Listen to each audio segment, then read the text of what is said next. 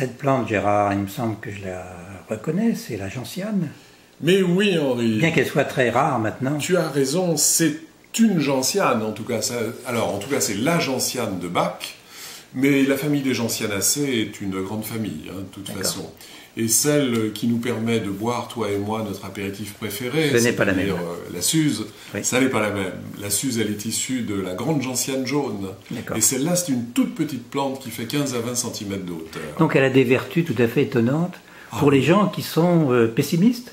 Exactement. Les gens qui sont un peu négatifs, pessimistes, qui ont souvent des rechutes, qui croient très modérément aux choses et qui, bon, sont un peu gnangnans, tu vois. Qui ont des projets, puis tout à coup voient tous les obstacles, toutes les difficultés, et finalement ne font pas grand-chose. Ben, ils peuvent partir sur une idée formidable qui les enthousiasme, mais au bout d'un certain temps, mentalement, ils vont casser cette idée en commençant à élever eux-mêmes intérieurement des barrières ou se donner de bonnes raisons pour ne pas tenter de réaliser l'idée. Ça, il y a un problème de confiance en soi aussi. Il y a également un problème de confiance en soi, c'est-à-dire qu'on est là également, si Dieu veut, dans le doute, à un moment donné, alors que l'idée était tout à fait intéressante et qu'elle mérite effectivement qu'on y aille. Il se décourage, quoi. C'est du découragement. C'est du découragement facile et un peu trop rapide. Alors, par exemple, quand on prend le métro, on voit tous les matins des gens qui sont tristes, un peu c'est enfermés. Vrai que dans la région parisienne, on a la chance d'avoir des transports en commun dans lesquels quelques millions de gens vont et viennent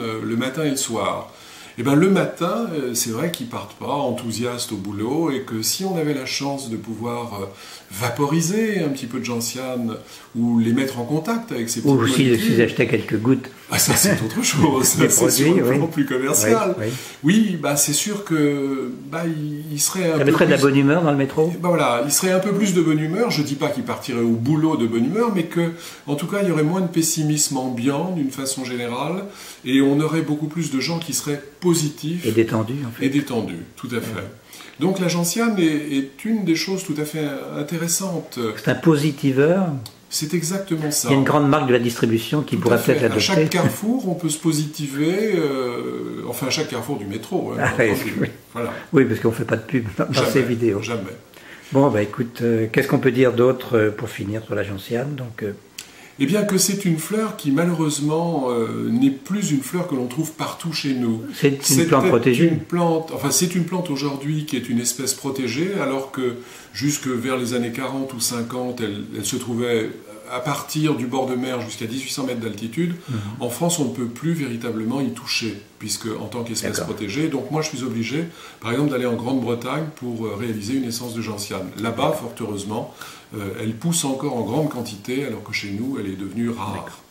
Bon, bah, soyons optimistes. Pour elle, oui. Soyons optimistes. Même pour la gentiane et pour nous avec. Voilà. À bientôt. À bientôt.